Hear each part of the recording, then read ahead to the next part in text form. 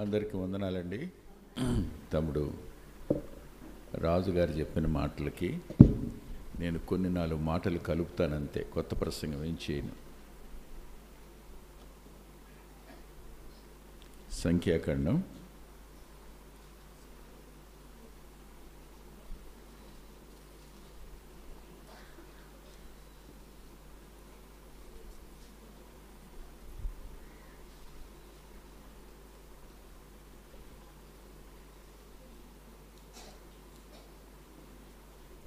12వ అధ్యాయం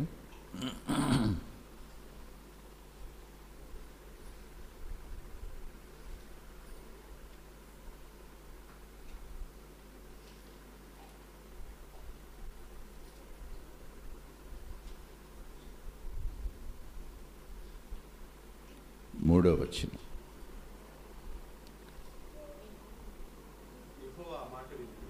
యెహోవా ఆ మాట వినెను.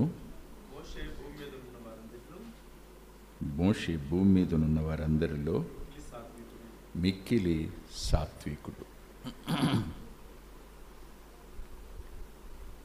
మోషే కూడా మనలాంటి మనిషే, వ్యత్యాసం ఏం లేదు. మీకు ఒకసారి మోషే గతానికి వెళ్ళండి. ఏం చేశాడు? నిర్గమాకాండం గుర్తుందా మీకు? ఏం చేశాడు? ఐగుప్తీయుని చంపాడా? ఇసుకలో పాత పెట్టాడా? పాత పెట్టలేదా?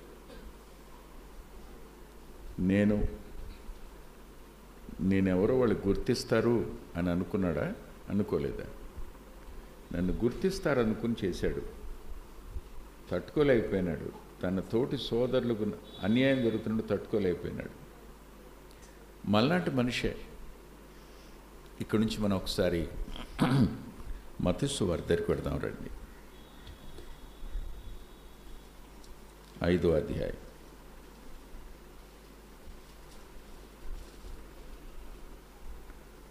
3, 4, 5 వచనాలు. ఆత్మ విషయమై దీనులైన వారు ధనులు, పరలోక రాజ్యము వారిది. దుఃఖపడు వారు ధనులు, వారు ఓదార్చబడుదురు. సాత్వికులు ధనులు. ప్రార్థన చేసుకుందాం. ప్రేమగల మా ప్రియ పరలోకపు తండ్రి, జీవాధిపతి, మీ కృపగలిగిన హస్తాలకు మరోసారి మాట్లాడుతున్న నన్ను అప్పగించుకుంటున్నాను. ముందు మాట్లాడిన నీ దైవ సేవకుని బలపరిచి మీరు వాడుకున్నందుకే కృతజ్ఞత చెల్లిస్తున్నాను. కొద్ది మాటలు చెప్పడానికి మీ దాసుని మీ ఆత్మచేత నింపమని, ఈ మా సమయాన్ని దీవెనగా మార్చండి అని యేసుక్రీస్తు ప్రభువారి పేరిట ప్రార్థిస్తున్నాం తండ్రి, ఆమేన్.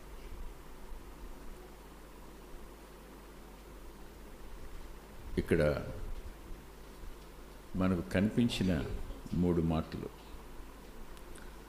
ఆత్మ విషయమై దీనులైన వారు. ఆత్మ విషయమై దీనులైన వారు అనే మాటకు అర్థం ఏంటంటే, ఆత్మలో తన యొక్క నిజస్థితిని గుర్తించినవాడు. యోహాను సువార్త 16వ అధ్యాయంలో అంటాడు, పరిశుద్ధాత్ముడు మీ మీదికి వచ్చినప్పుడు మిమ్మును పాపమును గురించి, నీతిని గురించి, తీర్పును గురించి ఒప్పింపచేయును అని. అంటే ఒక వ్యక్తి అంతరంగం తెరచి అతను ముందుంచుతాడు ఆయన. మన గత జీవితం ఎలాంటిదో స్పష్టంగా కనపడుతున్నప్పుడు ఏమైపోతాం మనం? సిగ్గుపడమా? చూడండి, రోమాపత్రికలో ఏమన్నాడు.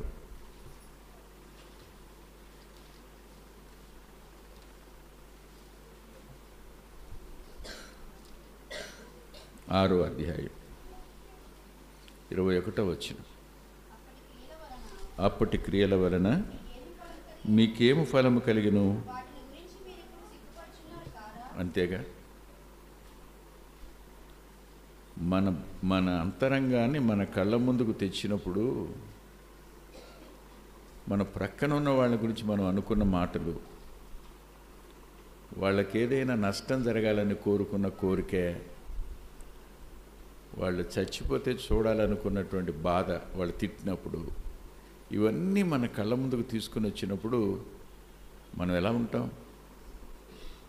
మన నిజస్థితిని గుర్తిస్తాం కదా.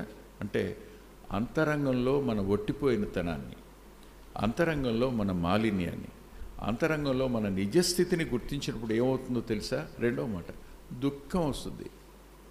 అందుకని తర్వాత దుఃఖపడేవారు ధనులు అన్నాడు. ఏ వ్యక్తి తన నిజస్థితిని గుర్తిస్తాడో ఆ వ్యక్తి దుఃఖించేవాడుగా ఉంటాడు. అంటే ప్రభు దగ్గర పశ్చాత్తాపడతాడు. పశ్చాత్తాపడిన తరువాత వచ్చిన మూడవ మాట సాత్వికులు అనే పదం. అంటే ఎవరు పశ్చాత్తాపడతారో వారి అంతరంగంలో పరిశుద్ధాత్మ దేవుడు ప్రవేశిస్తాడు. అప్పుడు అతనిలోకి ఒక నూతనమైన స్వభావం వస్తుంది. అది ఏ స్వభావం అంటే చెప్పండి. తిమోతికి రాసిన పత్రిక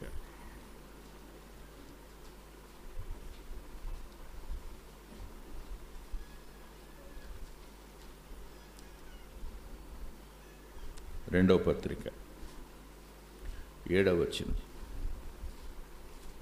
దేవుడు మనకు శక్తియు ప్రేమయు ఇంద్రియ నిగ్రహము గల ఆత్మని అనుగ్రహించెను. వినాలి ఇప్పుడు.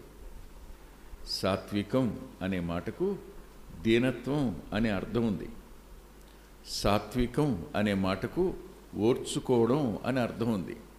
సాత్వికం అంటే ఏమి అంటున్నా దేవునికి అప్పగించుకోవడం అనే అర్థం కూడా ఉంది. అంతేకాదు, సాత్వికం అంటే భావోద్రేకాల ఆధీనంలోనికి మనం వెళ్ళిపోకుండా భావోద్రేకాలని మన ఆధీనంలో ఉంచుకోవడం.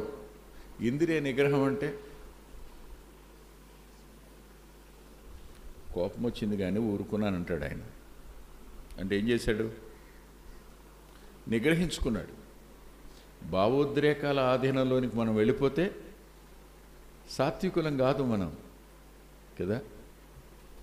రక్షించబడిన ప్రతి వ్యక్తికి ఈ ఆత్మ అనుగ్రహించబడిన కారణం చేత మనలో ఆ సాత్వికం అనేది, అంటే ఇంద్రియ నిగ్రహం కలిగినటువంటిది, భావోద్రేకాల ఆధీనంలోనికి వెళ్ళిపోకుండా మనం ఖచ్చితంగా ఆ భావోద్రేకాలను మన ఆధీనంలో అట్టుపెట్టుకోగలిగిన నిగ్రహ శక్తి మనకుంది.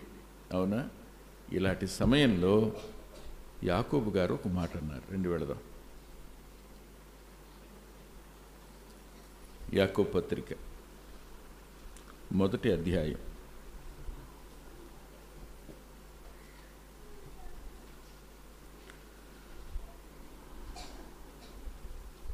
18వ వచనం.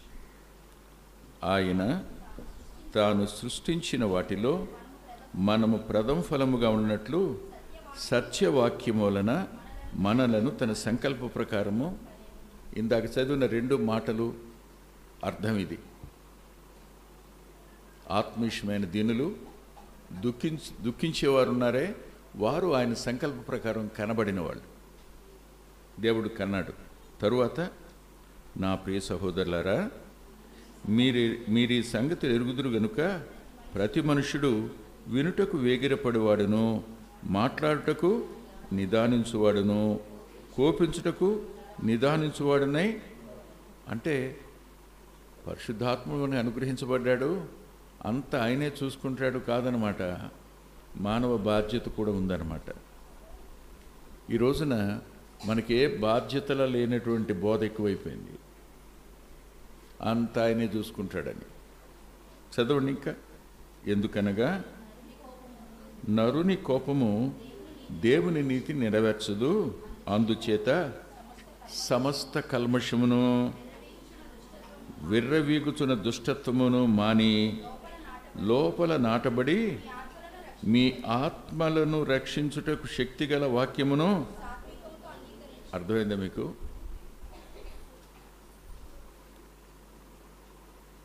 పై వాటిని విడిచిపెడితే వాక్యానికి లోబడతాం.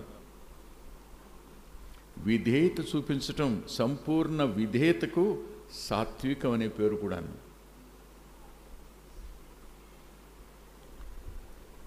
ఏ వ్యక్తి టోటల్ సరెండర్ అవుతాడు? ఎంతో కొంత బతుకున్నోడు లోబడతాడా? చచ్చిపోయిన వాడిని తిట్టండి, నాన్న మాట్లాడండి, కర్ర పెట్టి కొట్టండి, ఏం చేస్తాడు? మీరేం మాట్లాడటల్లా. అర్థం కావట్లేదన్న భాష అర్థమవుతుందా? చచ్చిపోయినోడు ఏం చేస్తాడు? వీటన్నిటిని విడిచిపెడితే మనం ఏమవుతాం?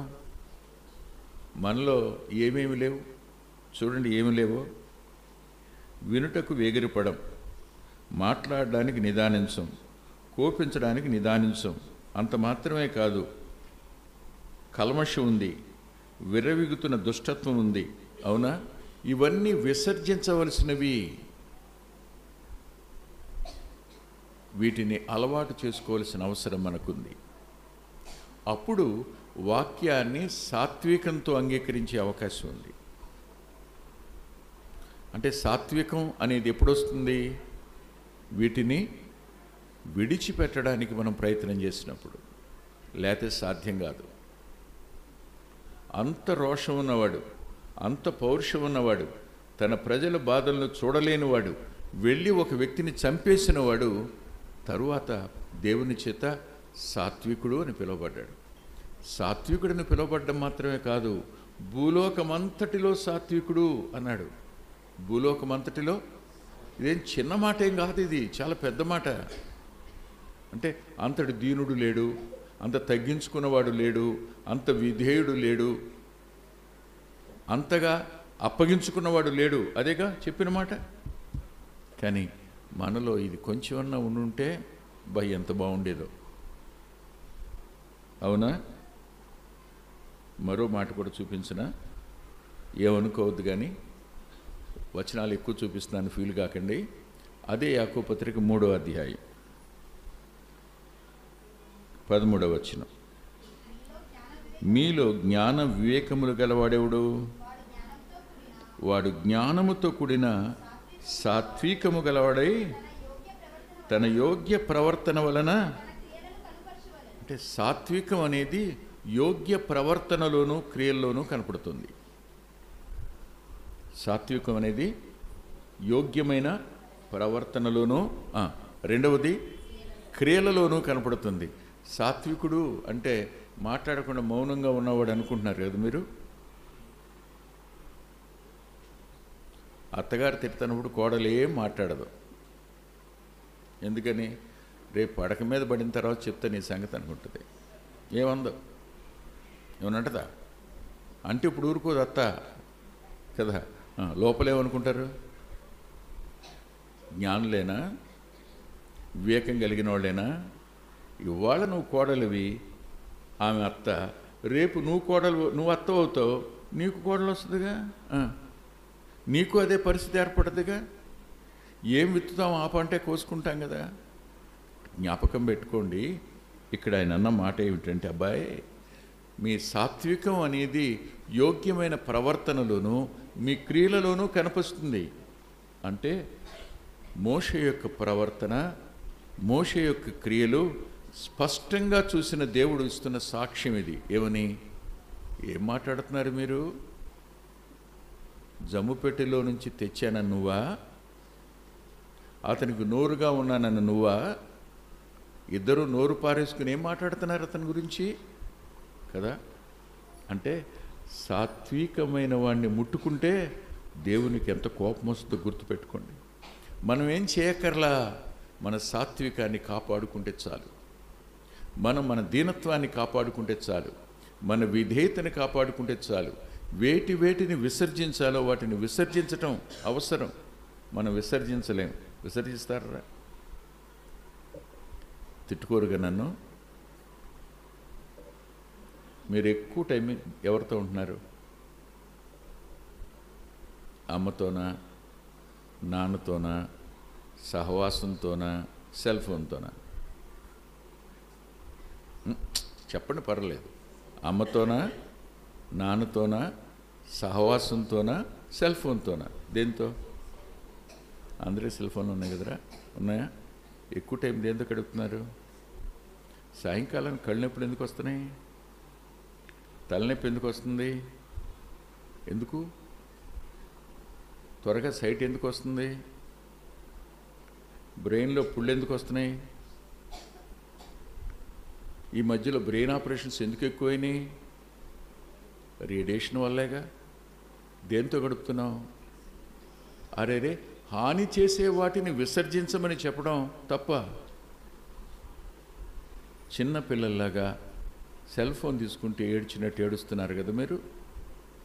కల్మషాన్ని వదిలిపెట్టేయండి అయ్యా. మీరు విర్రవీగేటువంటి దుష్టత్వాన్ని విడిచిపెట్టండి అయ్యా. మీరు అరే మాట్లాడడానికి నిదానించండి అయ్యా. వినటానికి వేగిరపడండి అయ్యా. కోపడకండి అయ్యా.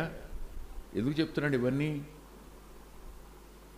సాత్వికుడైన వాడు దేవుడు అనుగ్రహించిన సాత్వికాన్ని కొనసాగించుకోవాల్సిన బాధ్యత నీది, నాది.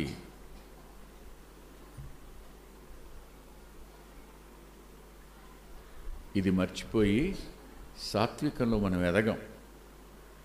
మోషే ఎదిగాడు గనుక భూలోకమంతటిలో సాత్వికుడు అనే పేరు ఆయనకి కలిగింది.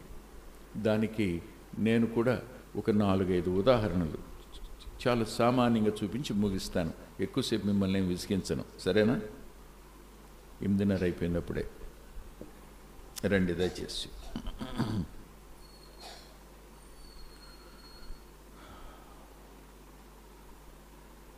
నిర్గమాకాండం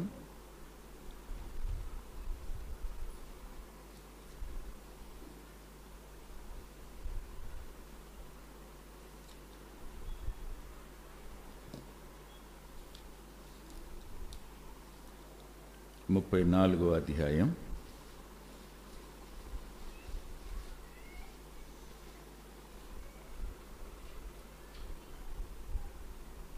8-9 వచనాలు. అందుకు మోషే త్వరపడి నేల వరకు తల ఉంచుకుని నమస్కారం చేసి, యెహోవా, నా మీద నీకు కటాక్షము కలిగినడెలా నా మనవి ఆలకించుము. దయచేసి నా ప్రభు మా మధ్య ఉండి మాతో కూడా రావాలి. వీరు లోబడనోలని ప్రజలు. మా దోషమును మా పాపమును క్షమించి మమ్మును నీ స్వాస్థ్యముగా.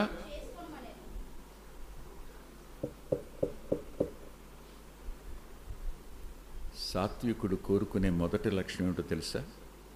ద ప్రెజెన్స్ ఆఫ్ గాడ్, దేవుని సన్నిధి. మన అంతరంగాలని పరిశుద్ధంగా బలపరచడానికి కానీ, మన అంతరంగాలను ప్రేమతో నింపడానికి కానీ, మన అంతరంగాలు నిరీక్షణ గలివిగా ఉండడానికి కానీ, మనం నిబద్ధతగా బ్రతకడానికి కానీ కావాల్సింది ఏమిటంటే దేవుని సన్నిధి. ప్రభు అన్నాడు, నేను విడిచిపెట్టి వెళ్ళిపోతానన్నాడు. ప్రభువు ఇశ్రాయేలుని వదిలేస్తాను అన్నాడు. అప్పుడు ఏమన్నాడు ఆయన? నేల మీద సాష్టాంగపడి, లేదయ్యా, నువ్వు మాతో పాటు ఉండు, మమ్మల్ని వదిలిపెట్టి నువ్వు వెళ్ళొద్దు, నువ్వు వెళ్ళొద్దు, నువ్వు వెళ్ళొద్దు. ఎన్నడైనా దేవుని సన్నిధి కోసమైనా ఆకలి కానీ దప్పిక కానీ మనకున్నాయా? వాక్యం చదివేటప్పుడు దేవుని సన్నిధి ఉందేమో అనిపిస్తున్నారా? ప్రార్థించేటప్పుడు దేవుని సన్నిధి ఉందేమో ఆలోచిస్తున్నారా? వాక్యం వినేటప్పుడు దేవుని సన్నిధి ఉందా లేదని ఆలోచిస్తున్నారా? ఎక్కడిద్దరు ముగ్గురు నా నామం పేరట ఉంటే అక్కడ ఉంటానన్నాడే, ఆ సన్నిధిని మనం ఎందుకు అనుభవించటం లేదు చెప్పండి? దేవుణ్ణి బాధ పెట్టిన సందర్భాలు ఏవో మనలో ఉన్నాయి. దేవుని ఆత్మకు దుఃఖం కలుగు చేసిన సందర్భాలు ఏవో ఉన్నాయి.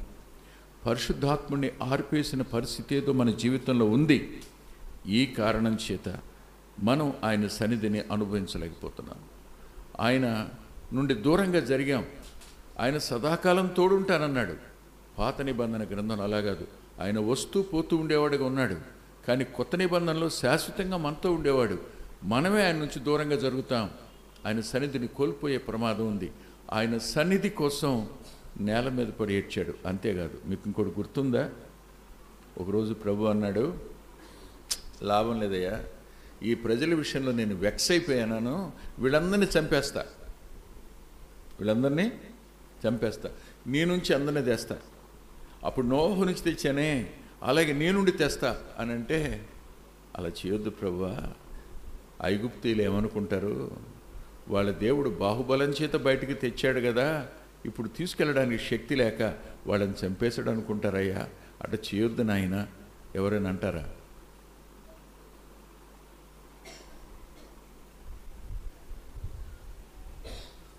పిలిచి నిన్ను భారతదేశం అంతా నేను చేతికిస్తానంటే వద్దనేది ఎవరు ఇక్కడ?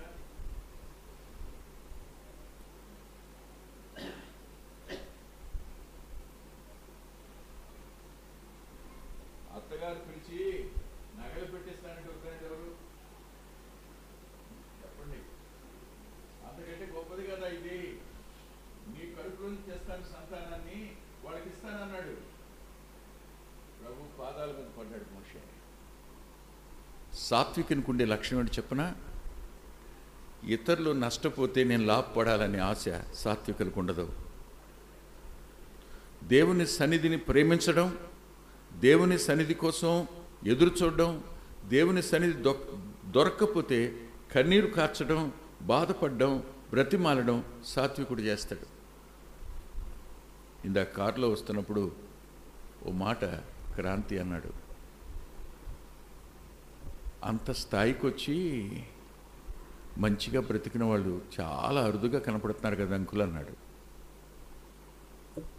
వాస్తవమే. నేను బక్సింగ్ అన్న గురించి ఒక మాట చెప్తాను. ఆయన కూనూరు వెళ్ళారు. కూనూరులో ప్రార్థన చేసుకోవడం ఆయనకు అలవాటు. సేవ మధ్యలో నుంచి వారం 10 రోజులు వెళ్ళిపోయి అక్కడ ఉండిపోయి ఒక్కోసారి ఉపవాసం ఉండేవాడు, ఒక్కోసారి అక్కడే ఉండి బైబిల్ చదువుకుంటూ ప్రార్థన చేసుకుంటూ ఒంటరిగా దేవునితో గడపడం ఆయనకి చాలా ఇష్టం. అలా ఉన్నప్పుడు ఒకరోజు గడిచింది, 2 రోజులు గడిచినాయి, 3 రోజులు గడిచినాయి. వాక్యం చదువుతున్నాడు, ప్రభు మాట్లాడడంలా, దేవుని స్వరం లేఖనంలో వినపట్టల్లా. మోకరించాడు, దేవుని సన్నిధి లేదు. ఏంటో అర్థం కావట్లేదు, ఒకటే బాధపడుతున్నాడు. ఏంటి ప్రభువా, నేనేమైనా తప్పు చేశానా? నేను ఎవరినైనా బాధ పెట్టానా? నేను ఎవరినైనా దుఃఖపరిచానా? నన్ను బట్టి ఎవరైనా మనసులో వేదన పడ్డారా? ఏడుస్తూ ఉన్నాడు. పగలైపోయింది, రాత్రి అయింది, తెల్లవారింది. లేచి కూర్చుని నిద్రపోలా. అలా చూశాడు. చూస్తే బయట ఓ పెంటకుప్ప కనపడింది. మనం అంటంగా ఆ కుప్ప చూపించి, ప్రభువా, ఆయన టేబుల్ మీద ఇతర దేశాల నుంచి వచ్చిన ఇన్విటేషన్స్ ఇన్ని ఉన్నాయి. మా దేశం రండి, వాక్యం చెప్పడానికి మా దేశం రండి అని. ప్రభువా, ఇవేవి నాకొద్దు, నాకు కావాల్సింది నువ్వు, నీ సన్నిధి మాత్రమే. ప్రభువా, నువ్వు నీ సన్నిధి నువ్వు నాకు ఇస్తే బ్రతుక్కాలం ఆ పెంటకుప్ప మీద ఉండమన్నా ఉంటాను ప్రభువా నేను. సహోదరుడు బిల్లీ గ్రహాం గారు ఒక మాట అన్నాడు, దేవుని సన్నిధి మనతో లేనప్పుడు మనకి పిచ్చి కుక్కకి పెద్ద తేడా లేదన్నాడు. చెప్పండి, ఇప్పుడు దేవుని సన్నిధి కొరకైన తపన, దేవుని సన్నిధి లేకపోతే వచ్చే దుఃఖం ఎవరికంటే సాత్వికులకు మాత్రమే. మోషే సాత్వికుడు. ఈ సాత్వికం మనలో ఉందా? వినడానికి వేగిరపడే వ్యక్తి కాబట్టి కదా, మాట్లాడడానికి నిదానించేవాడు కదా, కోపించడానికి నిదానించేవాడు కదా, కల్మషం లేకుండా చూసుకున్నాడు కదా, విర్రవీగే తత్వం లేకుండా చూసుకున్నాడు కదా. ఎక్కడ పెరిగాడు? ఎక్కడ పెరిగాడు?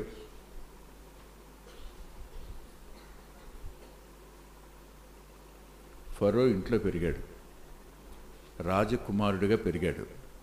40 సంవత్సరాల కాలం. అది ఏ భోగం? అవునా? మరి ఎప్పుడైనా గుర్తు చేసుకున్నాడా? దాన్ని అతిశయంగా భావించాడా?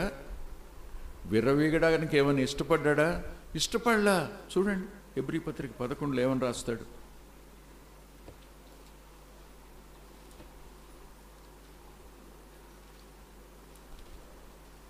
హెబ్రీ పత్రిక 11వ అధ్యాయం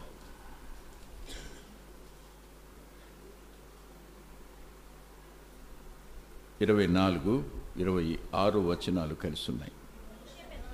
మోషే పెద్దవాడైనప్పుడు విశ్వాసమును బట్టి ఐగుప్తు ధనము కంటే క్రీస్తు విషయమైన నింద గొప్ప భాగ్యమని ఎంచుకొని అల్పకాలము పాపభోగమును అనుభవించుట కంటే దేవుని ప్రజలతో శ్రమ అనిపించుట మేలని యోచించి ఫరో కుమార్తె యొక్క కుమారుడు నన్ను అనిపించుకున్నట్టుకు ఒప్పుకొనలేదు. ఏ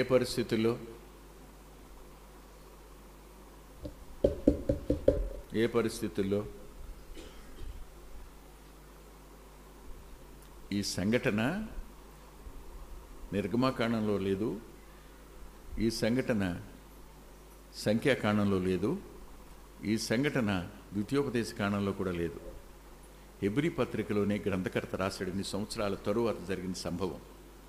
అదేమిటంటే, అతడు నేను ఫరో కుమార్తె యొక్క కుమారుణ్ణి అని ఒక మాట అంటే మరణశిక్ష ఉండదు, దేశ బహిష్కరణ ఉండదు.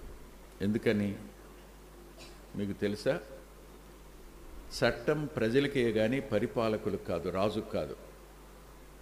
ఆనాటి కాల పరిస్థితి. రాజు ఇంటికి చట్టం వర్తించదు. అలాంటి పరిస్థితుల నడుమ ఇదేమన్నా దేవుని ప్రజల పరిపాలన?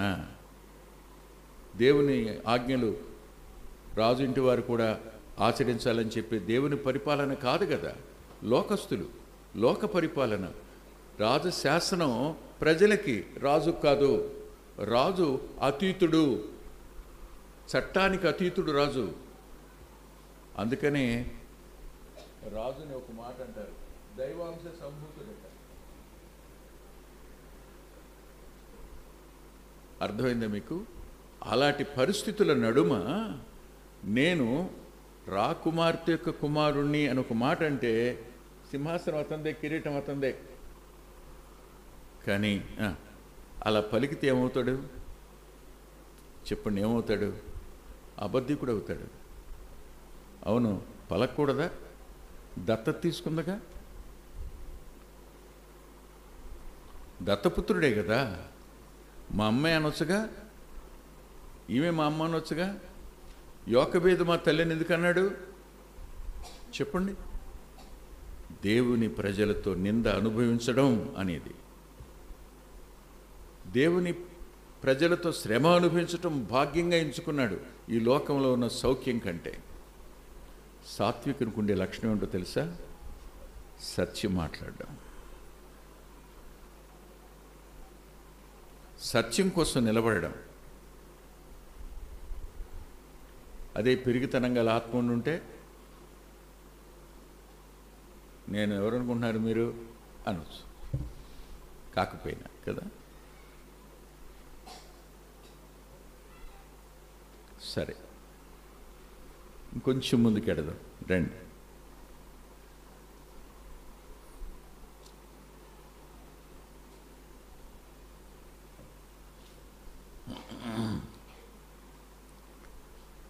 ద్వితీయోపదేశకాండం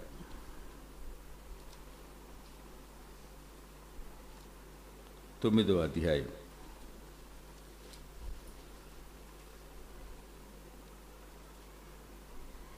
20వ వచనం. మరియు యెహోవా అహరోనును నశింపు చేయుటకు అతని మీద బహుగా కోపపడగా నేను అహరోనుకై ఆగండి.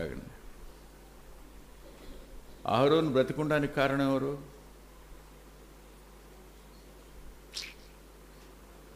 వీళ్ళందరినీ చంపేస్తాను అన్నప్పుడు అందులో మిరియాం కూడా వెళ్ళిపోదా? అంతేనా?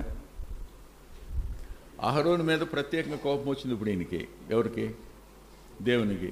వచ్చినప్పుడు ఏం అబద్ధం ఆడాడయా? ఏంటిది? పైన చెప్తున్నాడు ఆయన, పైన ఆకాశం అందే కానీ, భూమి అందే కానీ, భూమి కింద ఉన్న నీడ అందే కానీ ఏ స్వరూపమైనా మీరు చేసుకోకూడదు, దానికి సాగిలపడకూడదు, దానికి బ్రొక్కకూడదు అని ఆయన చెప్తా ఉంటే కింద వీళ్ళందరూ వచ్చి అడిగానంటయ్యా, మా వెళ్ళిన మోషే ఏమైపోయాడు తెలీదు, 40 రోజులు అయిపోయింది, మా ముందు నడిచే ఒక దేవతకి ఏవయ్యా అన్నాడట. అయితే మీ బంగారం అంతా పట్టుకురండి అన్నాడు. అక్కడ రాసింది, అతడు రూపమును తయారు చేసి పొగరుతో అందులో అతను పోసాడు, ఆ బంగారాన్ని కరగబెట్టి పోసాడు.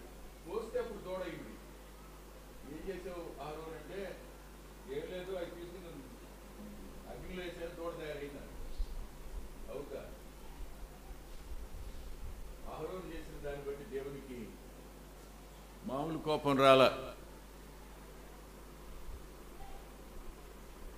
అహరోన్ని నాశనం చేస్తానన్నాడు. ఇప్పుడు ఇదే అహరోను ఇదే మిరియాము కలిసి 12వ అధ్యాయంలో ఆ వివాహ విషయం కానీ, లేదు మీతోనేనా మాతో మాట్లాడలేదా అన్నప్పుడు, ఆ రోజు నువ్వు చచ్చేవాడివి కదరా, నా వల్లే బతికేవన్నాడా? సాత్వికుడు దెప్పిపోడవుడు. సాత్వికానికి తాను చేసిన మేలు చెప్పి ఎదటి వాడిని సిగ్గుపరిచే తత్వం ఉండదు. తన మేళ్ళు తన అంతరంగంలోనే ఉంటాయి. దేవునికి తనకు మాత్రమే. అవునా? మీరు చేసిన అవును ఇది క్రియ కాదా? ప్రతీకారాచ్య లేకపోవడం అనేది సాత్వికం యొక్క లక్షణం. మనలో ఇది ఉందా? ఇందా చెప్తున్నాడుగా తమ్ముడు, ఎవరైనా మనల్ని ఏదైనా అన్నారనుకోండి, అన్న తర్వాత చాలా కోపం వచ్చేసి పక్కనతో, అమ్మా దేవుడు చూస్తున్నాడుగా, నేనేంటో తెలుసు ఆయనకి, చూస్తూ ఉండండి మీరు. ఈలోగా వెళ్ళినోడు మోటార్ సైకిల్ మంచి కింద పడ్డాడు, కాలు ఇరిగింది. అబ్బా నువ్వేమంటావు? నేను అన్నాను కదా సిస్టరు, దేవుడు ఊరుకోడు నన్నంటే. అవునా? కాదు కాదు. అస్సలు మనం కాపాడినా తిరిగి వాళ్ళు మనకి విరోధులైనా వాళ్ళని ఒక్క మాట కూడా అనకుండా అనడానికి అవకాశం ఉంది. ఆ రోజున కొండ దిగి వచ్చిన తర్వాత దేవుడు నిన్ను చంపేస్తానన్నాడు, నేనేనయ్యా నీ కోసం బతిలాడాను, ఇవాళ నువ్వు నా మీద తిరగబడతావని అన్నతో ఒక మాట అనలా. అన్న స్థానం ప్రధాన యాజకత్వం, అతని స్థానానికి ఇచ్చిన గౌరవం. సొంత అన్నయ్య అయినా అతనికి ఇచ్చిన గౌరవం ఉందే, అందులో సాత్వికం ఉంది. విచిత్రం చెప్పనా? ఎందుకు అహరోను అభిషేకించింది ఎవరు? మోషేగాడా? నేను అభిషేకిస్తేనే కదా నీకు వచ్చింది అనాలిగా. నేనే కదా నీకు నేర్పాను చేయవలసిన పనులన్నీ. క్రమం అంతా నేర్పింది నేను కదా. గంగాళంలో నీళ్ళ గురించి నేనే కదా చెప్పింది. బలిపీఠం మీద అగ్ని ఆరిపోకూడదని చెప్పింది నేనే కదా. దీపవృక్షం సంగతి చెప్పింది నేనే కదా. సముఖపు రొట్టెల సంగతి చెప్పింది నేనే కదా. దూపవేదిక గురించి చెప్పింది నేనే కదా. రక్తం తీసుకుని పోయి ప్రోక్షించాలని చెప్పింది నేనే కదా. ఏమని అన్నాడా? అరే రే, అభిషేకించింది నేను, నీకు టీచ్ చేసింది నేను, రాసిచ్చింది నేను. ఒక్క మాటలా మనకి అవకాశం వస్తే దొరికాడంటే చాలు కదా. ఎప్పుడు దొరుకుతాడని చూస్తాం. దొరకగానే అయిపోయారే మన చేతుల్లో. వాడు అన్న అయినా, తమ్ముడైనా, అక్క అయినా, చెల్లి అయినా, ఎవరైనా సరే. సాత్వికులైనా మనం ఏమైపోతాం చెప్పండి? బరస్ట్ అయిపోతాం, శరీరంలోకి వచ్చేస్తాం. సాత్వికుడు ఆత్మానుసారంగానే బ్రతుకుతాడు. మీకు అర్థమైందా? ఇక్కడి నుంచి మరి కొంచెం ముందుకు పెడతాను, రండి మీరు. ఇకపోతే మిరియామును గురించి మీరు చూశారుగా, ఇందాక తమ్ముడు చెప్పాడుగా. అయ్యో ప్రభువా, పసిపిల్లలాగా. అవునా? అవును. తన మీద తన అన్నను తిరుగుబాటు చేయించడానికి కారకురాలు ఎవరు? అక్కేగా. కానీ ఆమె తనను జమ్ము పెట్టిలో పెట్టినప్పుడు కాపలా కాసింది. వెళ్ళి ఫరో కుమార్తెను తెచ్చింది. తనకు పాలిచ్చి పెంచడం కోసం ఆమె కారకురాలైంది తన తల్లికి. ఫరో కుమార్తె తీసి మళ్ళా తన తల్లికి ఇవ్వడానికి ఆమె మధ్యవర్తిగా, నేను పిలుచుకురానా ఒక దాదిని? అవునా? కృతజ్ఞతను మరువని తత్వం సాత్వికానిది. కృతజ్ఞతను ఎప్పుడూ మర్చిపోదు సాత్వికం. ఆత్మ సంబంధమైన వ్యక్తిత్వం సాత్వికం కదా. మరి ఇంకొంచెం ముందుకు వెళదాం అన్నాను కదా నేను మిమ్మల్ని. అన్నానా? వెళ్దాం రండి.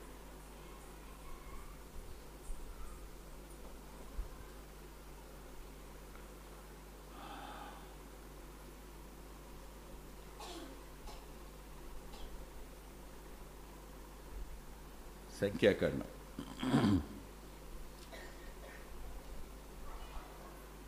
27వ అధ్యాయం.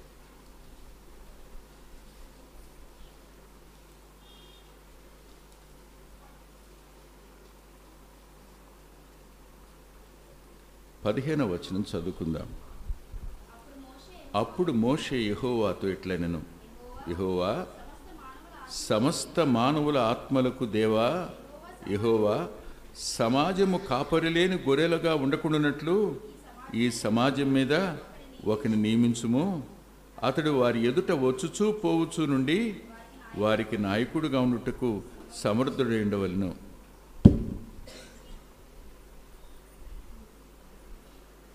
సాత్వికానికి స్వార్థం ఉండదు. సాత్వికుడు ఎప్పుడు స్వార్థపరుడు కాడు. చచ్చే వరకు నేనే నాయకుడిని,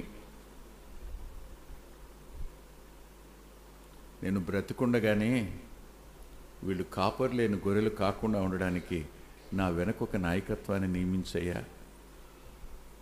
నాకు మళ్ళీ బక్సింగ్ అన్న జ్ఞాపకం వచ్చాడు. ఆయన నాకు విగ్రహం కాదు, is a model, role model. Amrutharaju brother చచ్చిపోయినప్పుడు నేను హెబ్రోన్కి వెళ్ళాను. బక్సింగ్ అన్న కూర్చున్నాడు. Use to cry. ఎందుకంటే అతను అవుతాడు తన తర్వాత అనుకున్నాడు ఆయన. వెల్లూరులో నోయల్ బరో బ్రదర్ ఉండేవాడు. ఆయన చచ్చిపోయినప్పుడు కూడా ఏడ్చాడంట, నోయల్ బరో నువ్వు కూడా వెళ్ళిపోయావని. తన వెనక ఎవరైనా ఒక నాయకత్వం ఉండాలి అనేది నాయకుడు కోరుకుంటాడు. అంటే తానే కాదు, తన వెనక ఒక వారసుడు ఉండాలి అనేది ఒక సాత్వికుని మనసు. తనతో ముగిసిపోవాలనుకోడు. క్షమిస్తారా, నేను పోల్చకూడదు అని పోలుస్తున్నాను.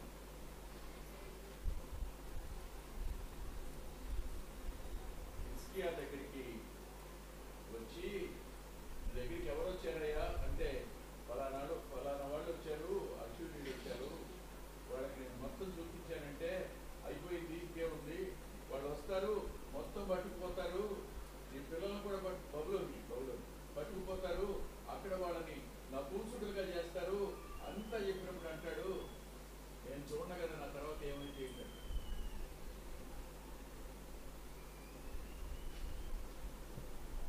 మంచి వ్యక్తే. తన మరణం వచ్చినప్పుడు 15 ఏళ్ల కోసం ఏడ్చాడే, కానీ తన తరువాత తన పిల్లల కోసం ఏడవలా. తన ప్రజల కోసం, వాళ్ళ క్షేమం కోసం దుఃఖపడేటువంటి వ్యక్తిత్వం సాత్వికాంది. ఇవి ఉన్నాయా మనలో? నా వరకే, నేనే, ఇంకా తర్వాత ఇంకెవరు అక్కర్లా.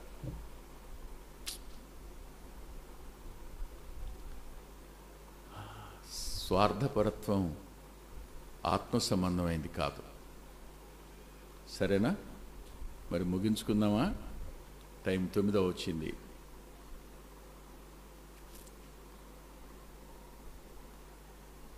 ఆఖరి మాట చెప్పి ముగిస్తా. చూడండి దయచేసి, ద్వితీయోపదేశకాండం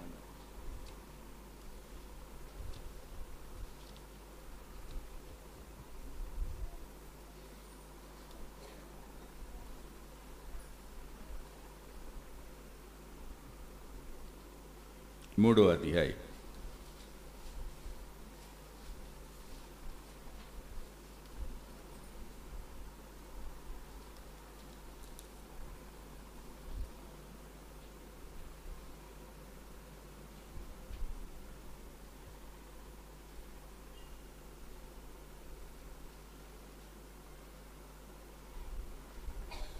ఇరవై 23వ వచనం నుండి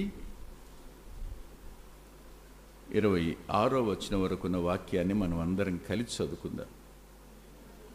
మరియు ఆ కాలమున నేను, యెహోవా ప్రభువా, నీ మహిమను, నీ బాహుబలమును నీ దాసునికి కనపరచు మొదలుపెట్టి ఉన్నావు. ఆకాశమందే గాని భూమి ఎందే గాని నీవు క్రియలను చేయగల దేవుడెవడు? నీవు పరాక్రమమును చూపగల దేవుడెవడు? నేను అద్దరికి వెళ్ళి యోర్దాను అవతలున్న ఈ మంచి దేశమును, మంచి మన్యమును, ఆ లెబానోనును చూచినట్లు దయచేయమని నేను యెహోవాను బ్రతిమాలుకొనగా, యెహోవా మిమ్మును బట్టి నా మీద కోప్పడి నా మనవి వినకపోయాను. మరియు యెహోవా నాతో ఇట్లని, చాలునో, ఇక ఈ సంగతి గురించి నాతో మాట్లాడు.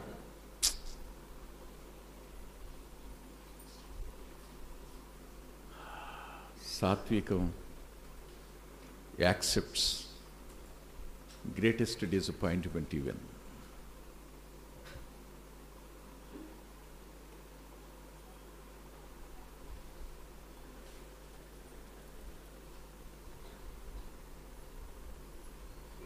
ఆరాధించాడు.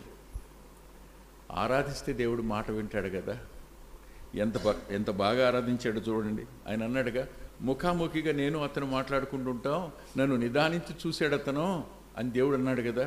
ఇక్కడ దేవుని యొక్క గుణలక్షణాలను మాట్లాడుతూ ఆరాధిస్తూ ఎంత చక్కగా అన్నాడు.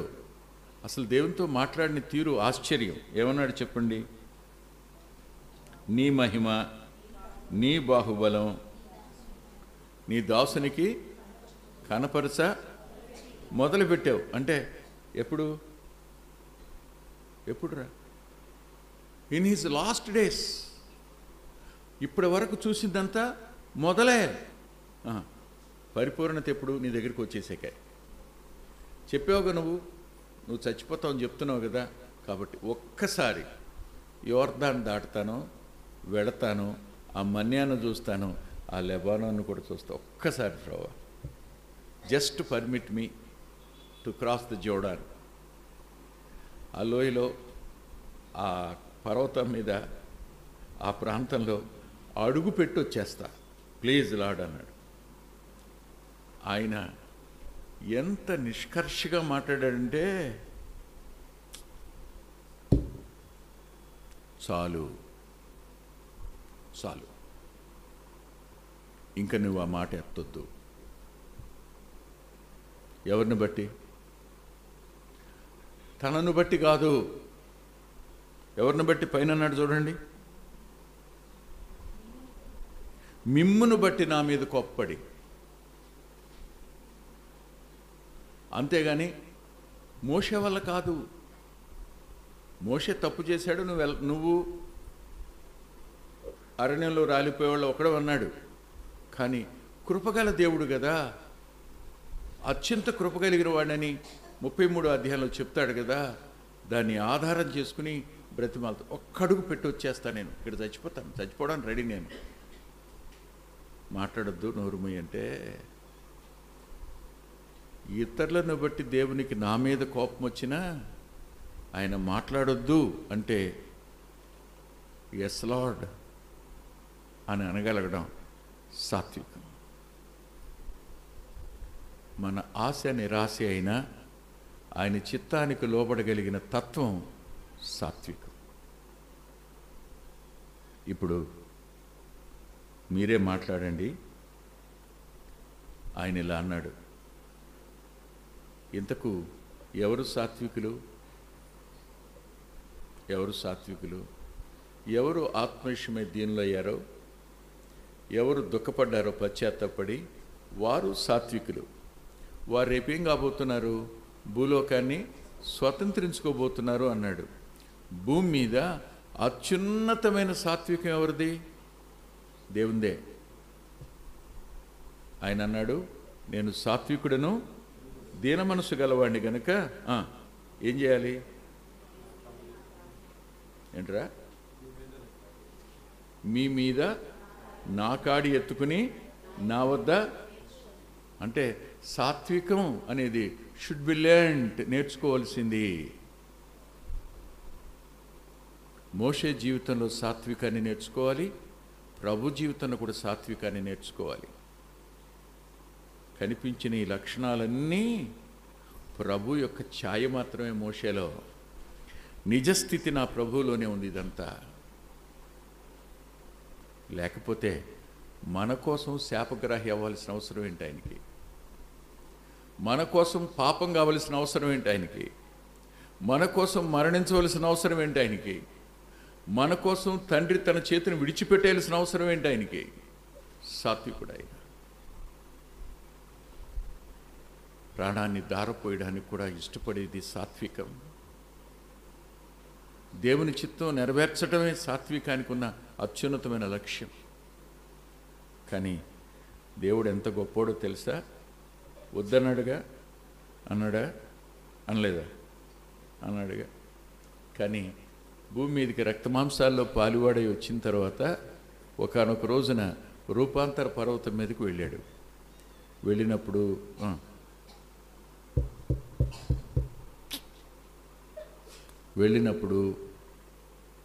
ఎవరిని రమ్మన్నాడు? చెప్పండి, ఎవరిని రమ్మన్నాడు? మోషేని రమ్మన్నాడా?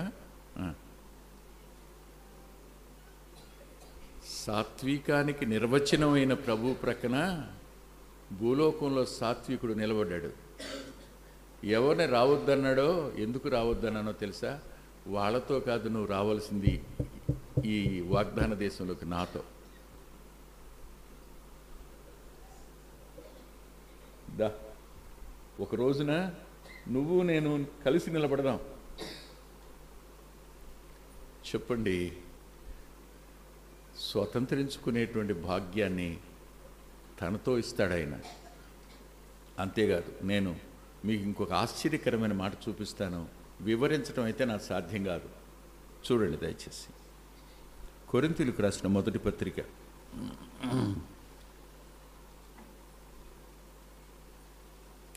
'ఆయన మోషేని కనపరిచిన తీరు చూస్తే ఆశ్చర్యం కలక్క మానదు.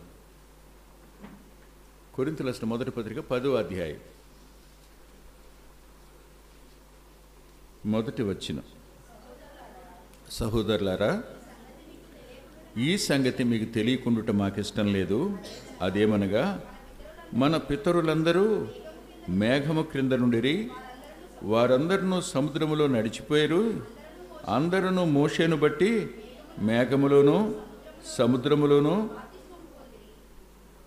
ఎక్కడరా? మేఘములోను సముద్రములోను అంటూ అందరూ మోషేను బట్టి అని రాసాడా? పైన ఫుట్ నోట్లో ఏమని రాశాడు చూడండి.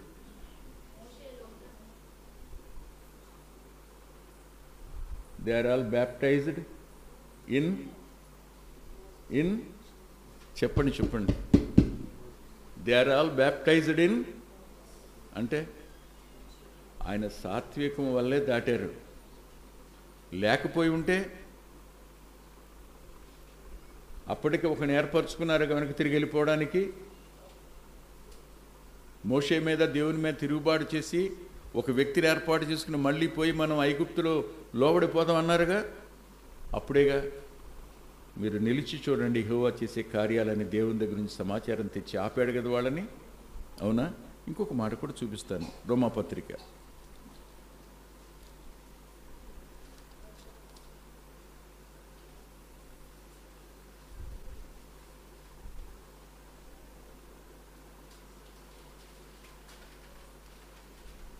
6వ అధ్యాయం 3వ వచనం.